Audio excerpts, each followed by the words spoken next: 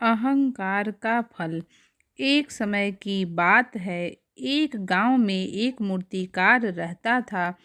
मूर्ति कला के प्रति अत्यधिक प्रेम के कारण उसने अपना संपूर्ण जीवन मूर्ति कला को समर्पित कर दिया।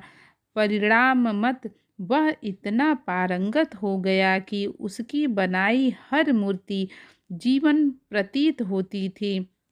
उसकी बनाई मूर्तियों को देखने वाला उसकी कला की बुरी बुरी प्रशंसा करता था। उसके गांव में ही नहीं बल्कि उसकी कला के चर्चे दूर दूर के नगर और गांव में होने लगे थे। ऐसा स्थिति जैसे सामान्यतः होता है वैसे ही मूर्तिकार के साथ भी हुआ। उसके भीतर अहंकार की भावना जागृत हो गई। वह स्वयं को सर्वश्रेष्ठ मूर्तिकार मानने लगा। उम्र बढ़ने के साथ जब उसका अंत समय निकट आने लगा तो वह मृत्यु से बचने की युक्ति सोचने लगा।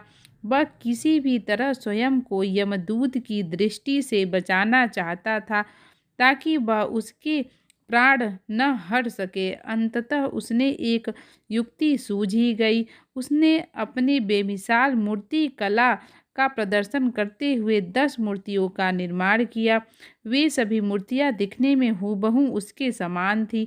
निर्मित होने के पश्चात सभी मूर्तियां इतनी जीवंत प्रतीत होने लगी कि मूर्तियां और मूर्तिकार में कोई अंतर नहीं था। मूर्तिकार उन मूर्तियों के मध्य जाकर बैठ गया। युक्ति अनुसार यमदूत का उसे उन मूर्तियों के मध्य पहचान पाना असंभव था। उसकी युक्ति कारगर भी सिद्ध हुई। जब यमदूत उसके प्राण हरने आया तो 11 एक सरीकी मूर्तियों को देख चकित रह गया। वह उन मूर्तियों में अंतर कर पाने में असमर्थ था, किंतु उसे ज्ञात था कि उनकी मूर्तियों के मध्य मूर्तिकार छुपा बैठा है। मूर्तिकार के प्राण हरने के लिए उसकी पहचान आवश्यक थी। उसके प्राण न हर पाने का अर्थ था प्रकृति के नियम के विरुद्ध जाना।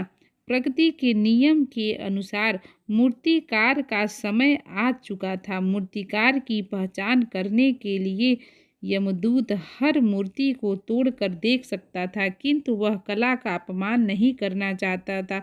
इसलिए इस समस्या का उसने एक अलग ही तोड़ निकाला। उसे मूर्तिकार के अहंकार का बोध था। अतः उसके अहंकार पर चोट करते वह बोला, वास्तव में सब मूर्तियां कलात्मकता और सौंदर्य का अद्भुत संगम है, किंतु मूर्तिकार एक त्रुटि कर बैठा। यदि वह मेरे सम्मुख होता तो मैं उसे उस त्रुटि से अवगत करा पाता। अपनी मूर्ति में त्रुटि की बात सुनकर अहंकारी मूर्तिकार का अहंकार जाग गया।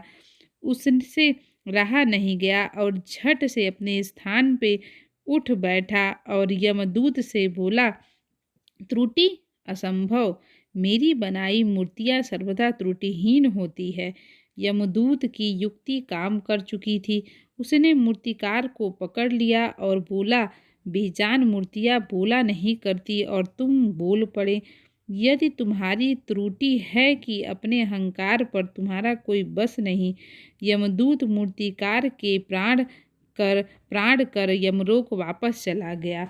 शिक्षा, हमें कभी भी अहंकार नहीं करना चाहिए अपने कला का, क्योंकि भगवान ने हम सबको एक जैसा बनाया है और कोई न कोई हमारे अंदर प्रतिभा जरूर होती है।